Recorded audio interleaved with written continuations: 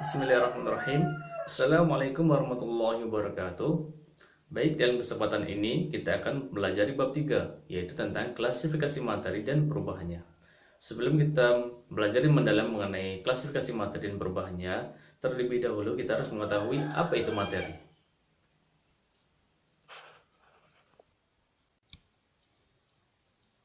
Materi adalah sesuatu yang mempunyai massa dan dapat mendapati suatu ruang. Berdasarkan wujudnya, materi ada 3. Yang pertama adalah zat padat, zat cair, dan zat gas. Zat padat dapat dicontohkan seperti besi, emas, dan perak. Untuk zat cair dapat dicontohkan seperti larutan susu dan sirup. Untuk zat gas dapat dicontohkan seperti karbon monoksida, seperti asap kendaraan dan asap dari pembakaran benda padat. Berdasarkan susunan molekulnya, zat padat memiliki kerapatan yang sangat rapat. Untuk zat cair memiliki kerapatan yang tidak rapat. Untuk zat gas memiliki kerapatan yang sangat tidak rapat. Kemudian berdasarkan komposisinya, materi ada 2, yaitu zat tunggal dan zat campuran. Zat tunggal itu terdiri dari unsur dan senyawa. Zat campuran itu dapat dibagi menjadi heterogen dan homogen, sedangkan yang heterogen itu dapat dibagi menjadi koloid dan suspensi.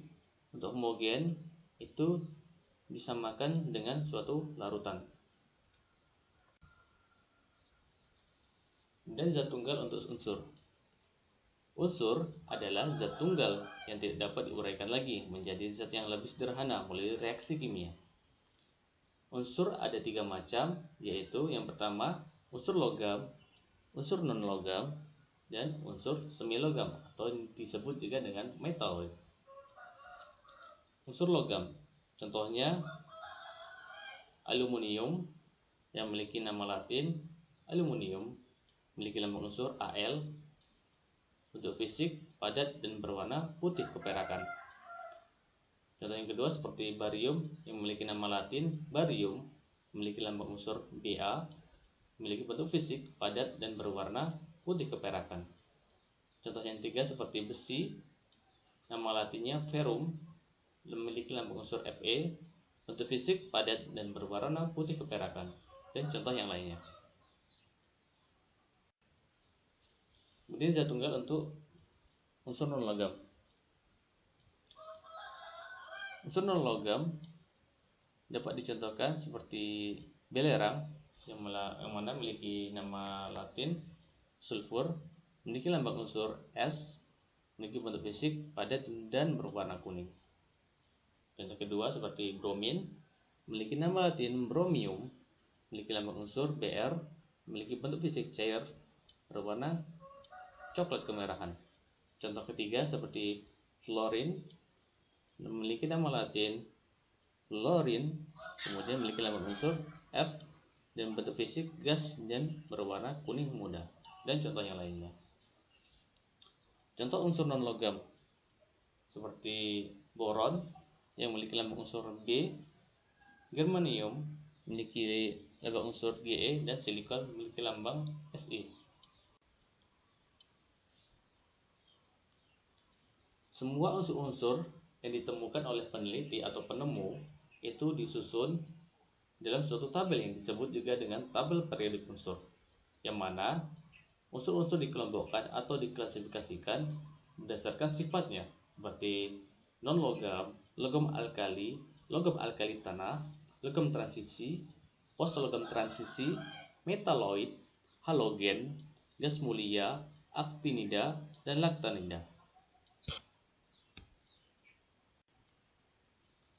Adapun sifat logam dan non-logam. Untuk unsur logam memiliki wujud padat kecuali raksa. Yang kedua, bersifat kuat dan dapat ditempa. Yang ketiga, dapat menghantarkan listrik dan panas atau disebut atau yang bersifat konduktor. Untuk unsur non-logam memiliki ciri dapat berwujud padat, cair, dan gas. Yang kedua, bersifat rapuh dan tidak dapat ditempa. Yang ketiga, tidak dapat menghasilkan listrik dan panas atau bersifat isolator, kecuali grafit. Kemudian senyawa. Apa itu senyawa? Senyawa adalah gabungan antara dua unsur atau lebih dari hasil reaksi kimia. Senyawa juga dapat diuraikan lagi menjadi unsur kimia yang lebih sederhana. Contoh dari senyawa seperti air atau H2O yang tersusun dari hidrogen ditambah oksigen. Contoh yang kedua, garam dapur atau natrium klorida yang mana tersusun dari natrium dan klorin. Kemudian gula tebu atau sukrosa yang mana tersusun dari karbon, hidrogen, dan oksigen. Kemudian campuran. Apa itu campuran? Campuran adalah zat yang tersusun dari dua atau lebih unsur dan senyawa yang mana sifat dari unsur dan senyawanya tidak hilang. Bedanya campuran dengan senyawa yaitu senyawa merupakan hasil dari reaksi kimia, sedangkan campuran bukan hasil dari reaksi kimia. Ada dua jenis campuran. Yang pertama yaitu campuran homogen. Campuran homogen adalah campuran yang komposisi zat penyusunnya merata. Contohnya, air dengan garam, air dengan gula, dan sebagainya. Campuran homogen disebut juga dengan larutan. Larutan asam, basa, garam juga merupakan suatu campuran homogen. Kenapa larutan sama disebut juga dengan campuran homogen? Karena kita terlebih dahulu mengetahui bahwa larutan itu tersusun dari zat larut dan pelarut. Yang mana ketika dicampurkan antara zat pelarut dan pelarut tidak dapat dibedakan antara pelarut dan zat larut karena bercampur sangat sempurna. Kedua yaitu campuran heterogen. Campuran heterogen adalah campuran yang komposisi zat penyusunnya tidak merata. Contohnya air dengan kopi, air dengan minyak, dan sebagainya. Campuran heterogen itu dibagi menjadi dua. Yang pertama koloid, yang kedua suspensi. Apa itu koloid? Koloid merupakan campuran heterogen yang mana memiliki ukuran partikel antara larutan dengan suspensi. Contohnya, air ditambah susu. Yang mana pada saat koloid disinari oleh cahaya, maka cahaya dapat dihamburkan. Kemudian suspensi. Apa itu suspensi? Suspensi merupakan suatu campuran heterogen yang memiliki partikel yang sangat besar. Contohnya, air ditambah pasir, yang mana dapat dibedakan zat yang tercampur dalam campuran tersebut. Kemudian larutan asam, basa, dan garam. Asam adalah zat yang dapat menghasilkan ion hidrogen atau H+ ketika dilarutkan dalam suatu air. Basa adalah zat yang dapat menghasilkan ion hidrogen atau OH- ketika dilarutkan di dalam air. Garam adalah senyawa yang terdiri dari campuran larutan asam dengan basa. Adapun ciri-ciri larutan asam. Yang pertama, memiliki rasa masam. Yang kedua, dapat menimbulkan korosi atau perkaratan. Yang ketiga, dapat mengubah katas lakmus biru menjadi merah. Adapun contoh larutan asam, seperti asam asetat atau CH3COOH, asam sulfat atau disebut juga dengan H2SO4, asam klorida yang disebut juga dengan HCl. Pengujian larutan asam. Larutan asam dapat diuji menggunakan beberapa cara. Yang pertama yaitu menggunakan kertas lakmus merah, kertas lakmus biru, metil merah, metil jingga, dan mahkota bunga. Jika salah satu dari mereka dicelupkan dalam suatu larutan asam, maka akan berubah warna menjadi merah. Yang kedua yaitu menggunakan pH meter, yang mana ketika larutan dicelupkan pH meter, maka akan menunjukkan pH di bawah 7. Adapun ciri-ciri larutan basa. Yang pertama, mempunyai rasa agak pahit. Yang kedua, terasa licin di kulit. Yang ketiga, mengubah kertas lakmus merah menjadi biru. Pengujian larutan basa dapat menggunakan beberapa cara. Yang pertama, Kertas lakmus merah dan lakmus biru dicelupkan pada larutan basa akan berubah warna menjadi biru. Yang kedua, metil merah dan metil jingga direaksikan dengan larutan basa akan berwarna kuning. Yang ketiga, phenolphthalein yang direaksikan dengan larutan basa akan berwarna merah. Mahkota bunga yang direaksikan dengan larutan basa akan berwarna biru. Kemudian yang kelima, pH meter, yang mana pada saat pH meter dicelupkan dalam suatu larutan basa akan menunjukkan pH di atas 7. Adapun ciri-ciri larutan garam. Pengujian larutan garam. Adapun ciri-ciri larutan garam. Ciri-ciri larutan garam antara lain yang pertama yaitu bersifat netral, yang mana memiliki pH 7.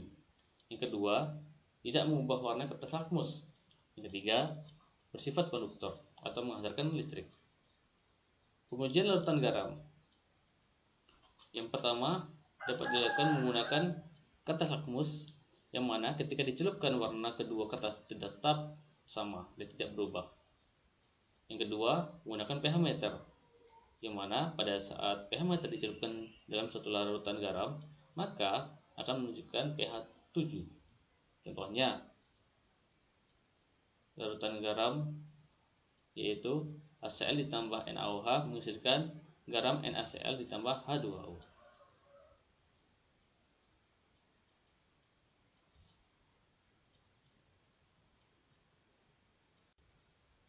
Filtrasi.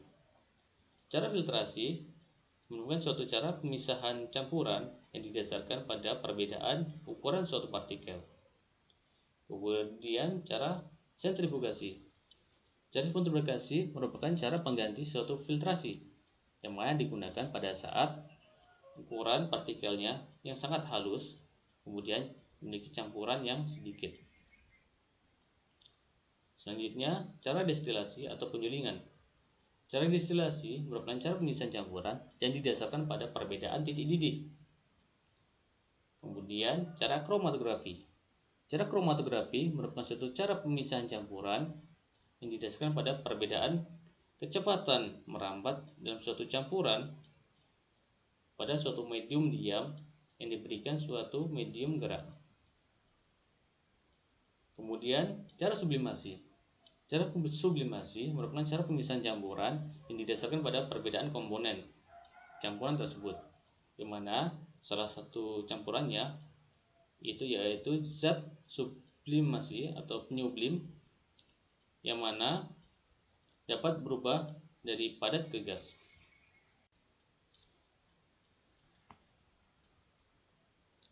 Benda-benda yang dapat mengalami perubahan. Perubahan materi dapat berlangsung cepat dan dapat juga berlangsung sangat lambat.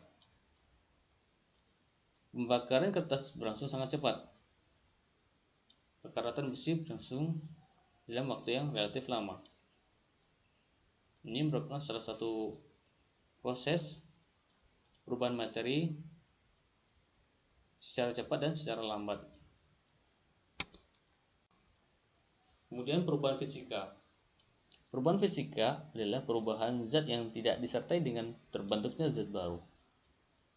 Contohnya pada siklus perubahan fase, seperti dari fase padat ke gas merupakan proses menyublimasi.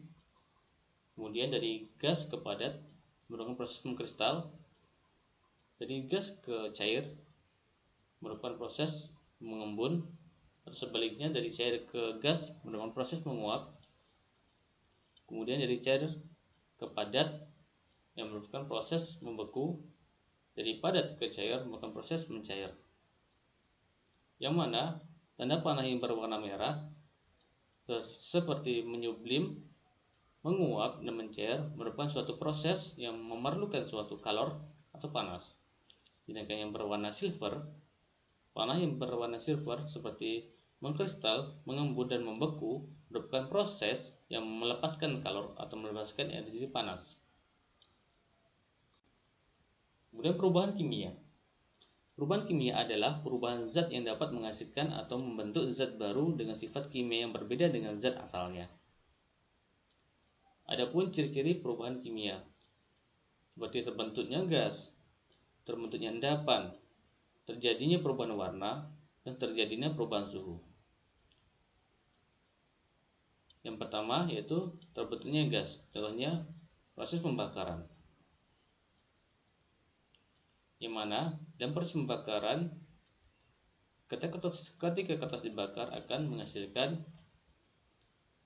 gas CO atau karbon monoksida. Kemudian yang kedua yaitu terbentuknya endapan. Atau ciri yang kedua yaitu terbentuknya endapan, contohnya reaksi barium klorida ditambah natrium sulfat yang menghasilkan endapan barium sulfat ditambah natrium klorida. Ciri yang ketiga yaitu terjadinya perubahan warna.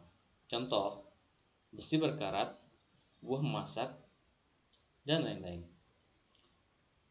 Ciri keempat yaitu terjadinya perubahan suhu, yang mana pada saat HCl direaksikan dengan natrium klorida dalam suatu tabung reaksi, maka akan menghasilkan NaCl ditambah air, yang mana pada tabung reaksi tersebut itu bertambahnya suhu, yang mana semakin hangat atau semakin panas dalam tabung reaksi tersebut. Sampai di sini penjelasan mengenai klasifikasi materi dan perubahannya. Bapak akhiri, wassalamualaikum warahmatullahi wabarakatuh.